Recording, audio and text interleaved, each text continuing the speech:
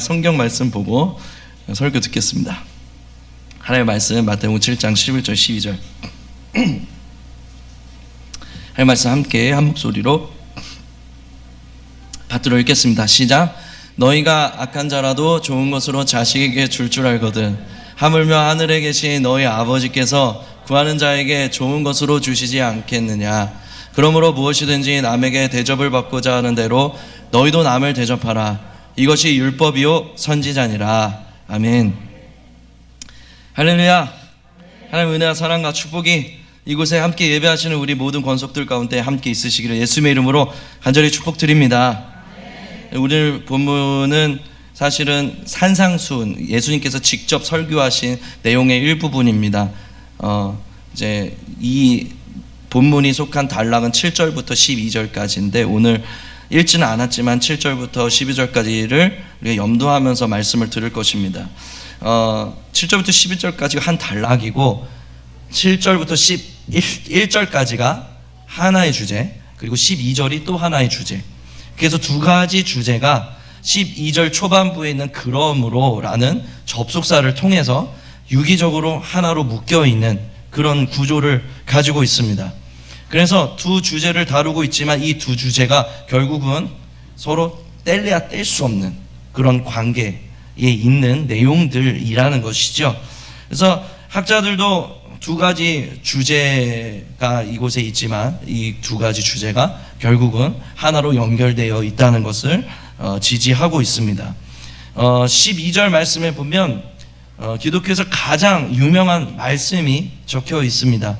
흔히 황금률이라고 불리는 가장 유명한 말씀입니다. 이 말씀이 예수님께서 직접 말씀하셨죠. 너희가 남에게 대접을 받고자 하는 대로 너희도 남을 대접하라 라는 말씀인데요.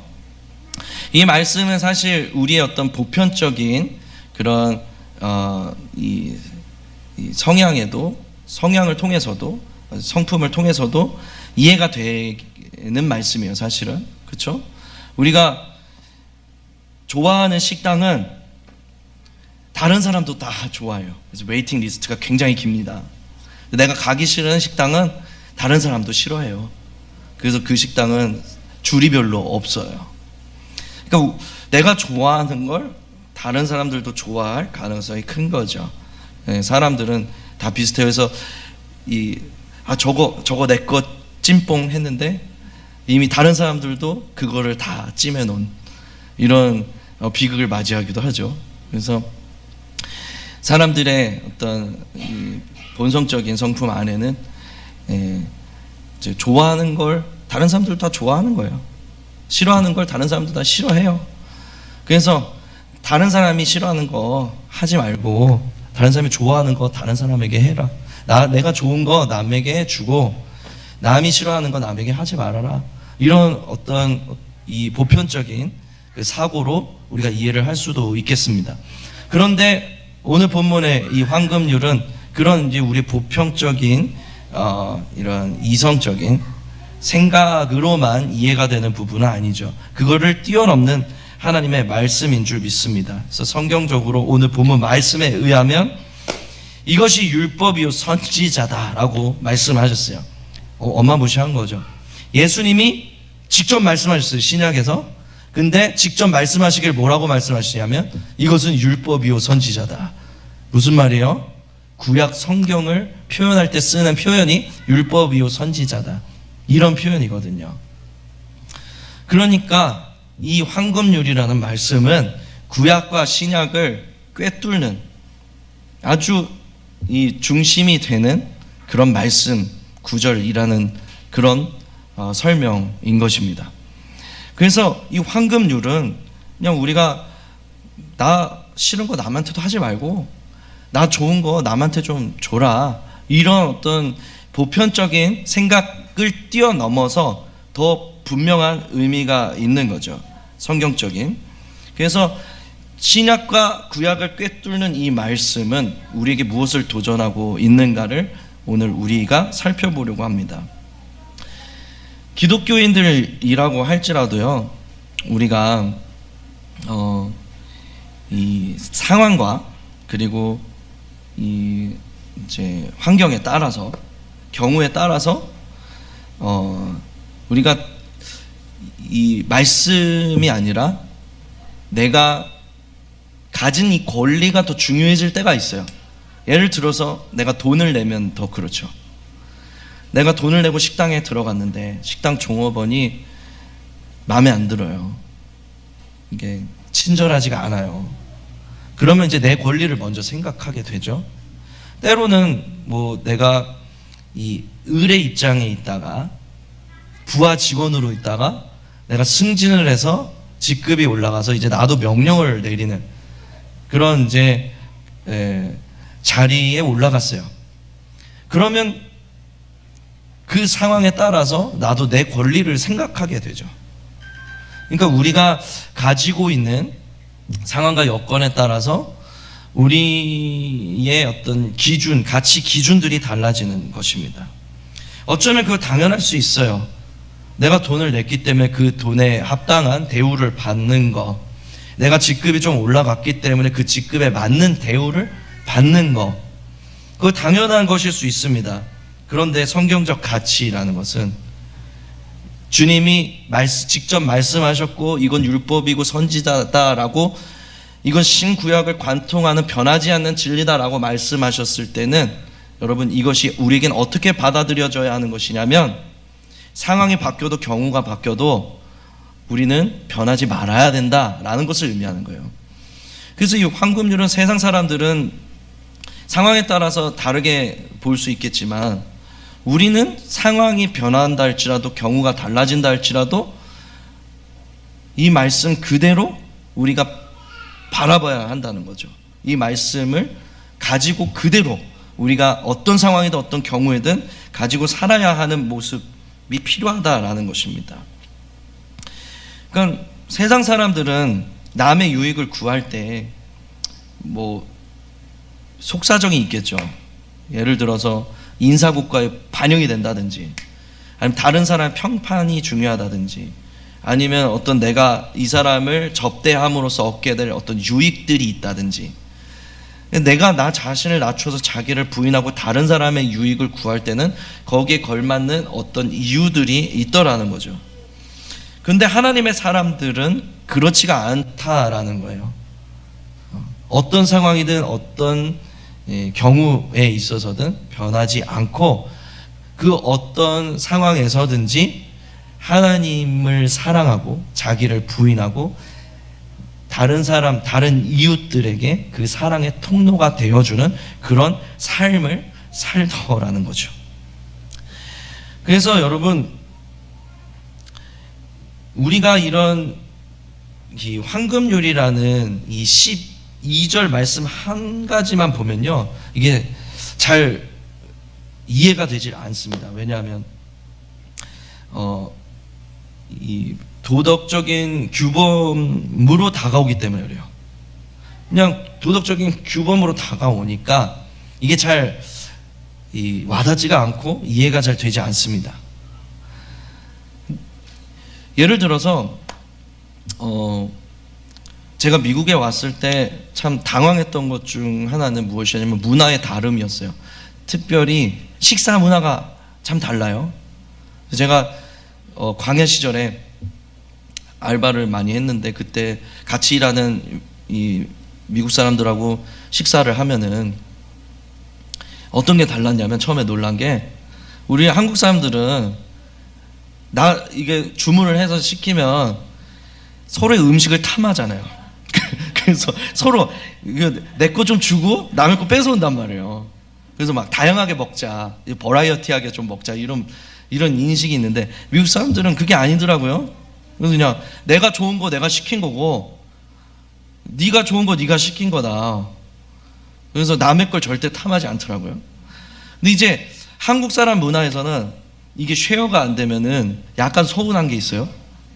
얘가 나랑 성긋네? 약간 이런 느낌? 왜 내가 먹는 거 더러워? 이런 느낌, 이런 느낌도 들고요. 그래서 처음에 좀 섭섭하더라고요. 근데 이게 서로 다른 거잖아요. 그러니까 한국 문화에서는 서로 막 이렇게 주고받고 하는 이런 정 문화가 있는 거고, 이 미국 사람들은 그냥 서로의 것 터치 안 하는 약간 그런 이제 개인주의적인 이런 문화가 있는 거죠. 그러니까 이 사람한테는 그게 옳은 거고 나한테는 이게 옳은 거고 하는 이 서로의 다름의 문제가 있다라는 거예요. 그러다 보니까 그런 경우에는 이게 통용이 안 되잖아요. 환급률이. 근데 도덕적 규범으로 보면 나 좋은 거 남에게 해주고 남 싫은 거 하지 말아라 이건데, 나는 막 서로 쉐어 막 나눠주고 또 뺏어와서 먹고 이렇게 막 티키타카 하면서 서로 정 쌓는 게 좋은데, 내가 좋은 거 했더니 이 사람은 되게 싫어해. 이런 불상사가 생길 수 있거든요. 그러니까 이게 도덕적인 규범으로만 보면 이게 전혀 이해가 어려운 거예요. 그러니까 성경이 그냥 이성적으로 이해를 하려고 하면 상당히 어려운 부분들이 많이 있습니다.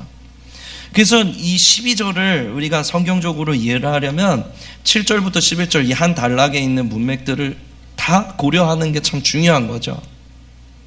그래서 7절부터 11절까지의 내용을 우리가 이해를 할 때 12절 말씀이 다가오는 거예요. 와 닿는 거죠. 아, 그렇구나. 그런 이제 이 분위기 안에서, 문맥 안에서 우리가 이해가 되어져야 되는구나 라는 걸 깨닫게 되는 거죠. 7절에서 무슨 말로 시작이 돼요?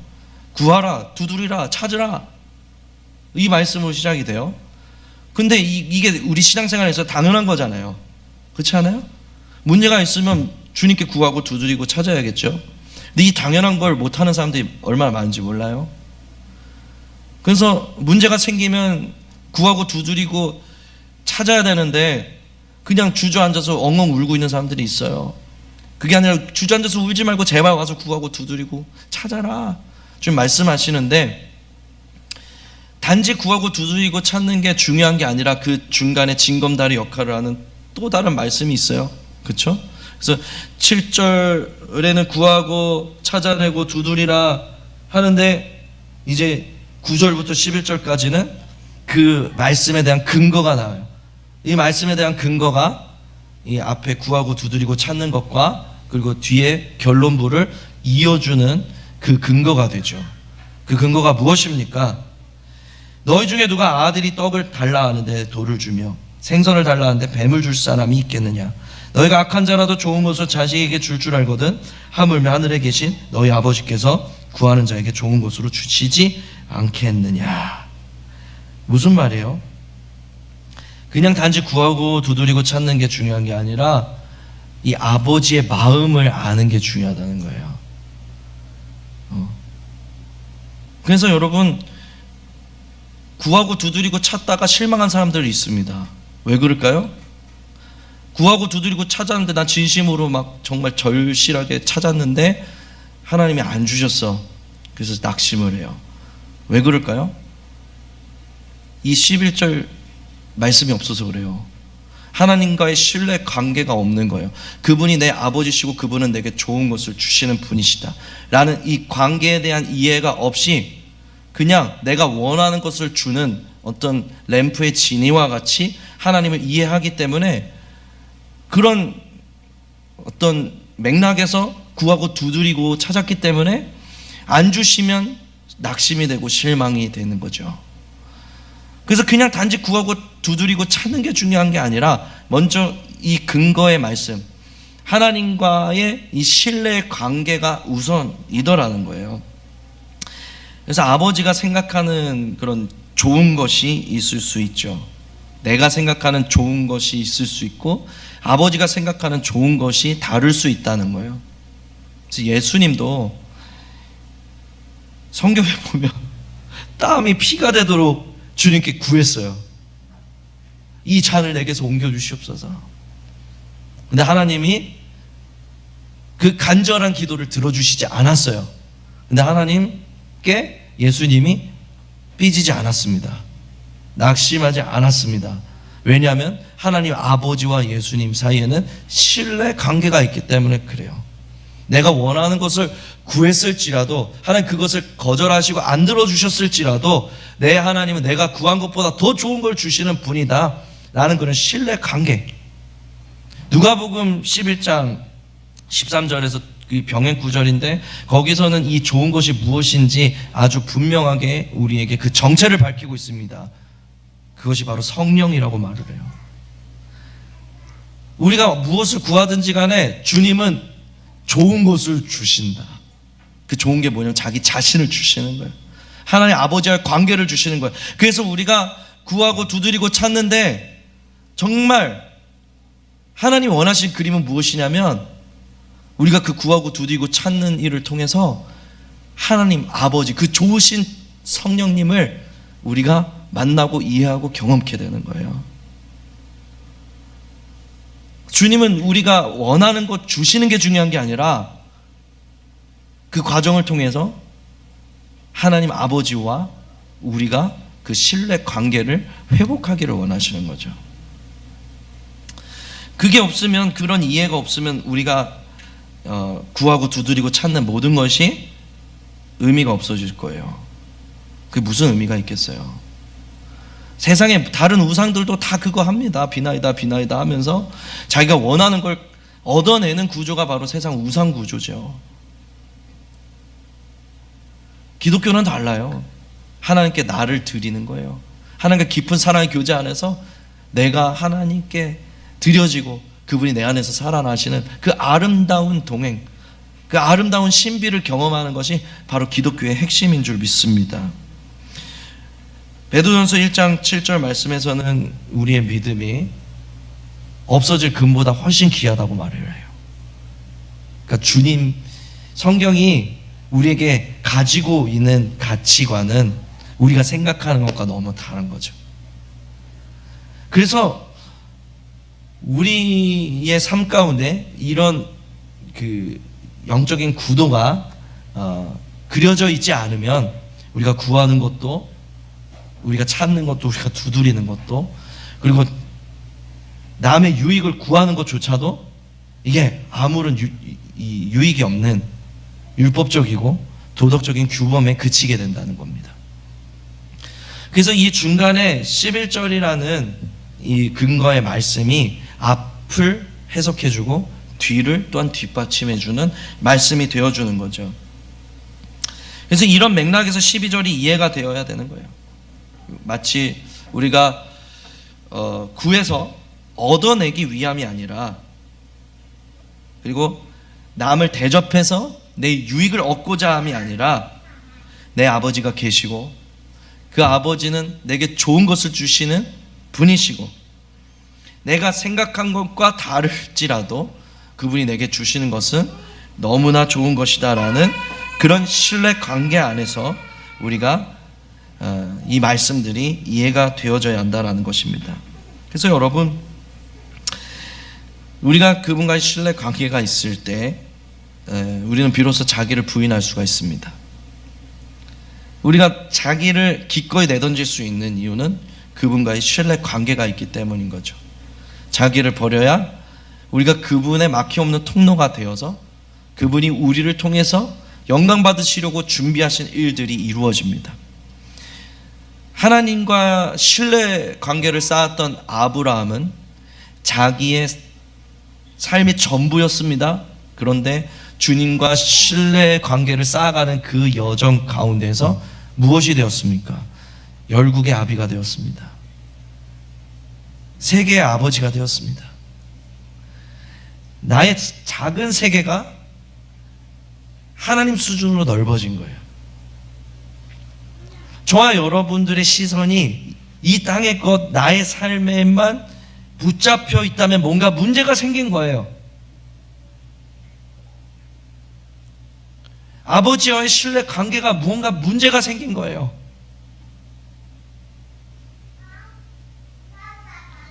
우리가 자기를 부인할 수 없고 나의 세계가 하나님 세계로 확장되는 이 영광을 얻기 위해서 오늘도 우리는 가장 중요한 것을 회복해야 되는데 그것이 바로 하나님과의 신뢰 관계인 것입니다. 그 신뢰 관계가 내가 바라는 것보다 주님을 사모하게 만들고 그 신뢰 관계가 기꺼이 나를 버려서 주님이 나를 통해서 역사하시는 막힘없는 통로가 되게 합니다. 그래서 주님은 아브라함을 이렇게도 말씀하셨습니다. 너는 복이다. 그리고 너는 복의 근원이다. 열방이 너를 통해 복을 얻으리라. 그리스도인들은 궁극적으로 하나님의 통로로 쓰임받기 위해서 부르심을 받았습니다. 하나님은 영이시기 때문에 그분의 통로가 필요해요. 이 보이는 세상에 자기를 드러내시기 위해 우리라는 통로가 필요하신 거예요. 주님은 그것을 위해서 오늘도 우리에게 당신의 마음을 펴서 보여주고 계십니다. 우리는 기도해야 돼요. 여러분, 오늘 누가 주님 앞에 서시겠습니까? 하나님, 내가 바라고 원하던 것이 아니라 하나님을 원하기 원합니다. 내가 기도했던 수만 가지의 그 기도의 제목들이 아니라 하나님 당신이 나의 기도의 제목이 되길 원합니다. 그래서 내 힘으로 할 수 없었던 내 삶의 자기 부인이 일어나고 주님의 막힘없는 통로로 나와 내 가정과 우리 교회와 온 열방 가운데 쓰임받는 영광을 알게 하여 주시옵소서. 사랑하는 여러분, 주님께서 오순절 다락방에 성령을 부으셔서 교회를 이 땅에 일으키셨을 때 하나님의 꿈은 단지 그 제자들 한 사람 한 사람에게만 있는 것이 아니었어요. 그들을 통해서 온 열방이 하나님의 나라 가운데 들어가기를 원하셨습니다. 요한 사도가 보았던 그 비전, 모든 나라와 방언과 민족들이 주님 앞에 나아오는 그 비전, 그 비전을 위해서 교회와 성도들을 일으키셨습니다. 더 이상 제자들의 시선이 자기의 삶에 묶여 있지 않았습니다. 자기를 버리기까지 하나님의 나라를 추구하는 자들이 되었습니다. 그들은 좁은 자기의 세계에서 하나님 나라라는 광활한 세계로 뛰어들어갔습니다. 여러분, 오늘날 우리 신앙생활은 어떠합니까? 저와 여러분들의 시선이 다시 한번 하나님의 나라를 바라볼 수 있게 되시기를 축복드립니다. 그것을 위해서 우리는 오늘 기도해야 되는 거예요. 하나님, 다시 한번 주님과의 관계, 신뢰관계가 회복되게 하여 주시옵소서. 그래서 우리가 복의 근원으로서, 막힘없는 통로로서 기능할 수 있는 사람들이 되게 하여 주시옵소서. 교회가 되게 하여 주시옵소서. 이것이 저와 여러분들의 기도의 제목이 되시기를 예수님으로 축복드립니다. 함께 찬양 부르시고 함께 기도하는 자리로 나아가시길 원합니다.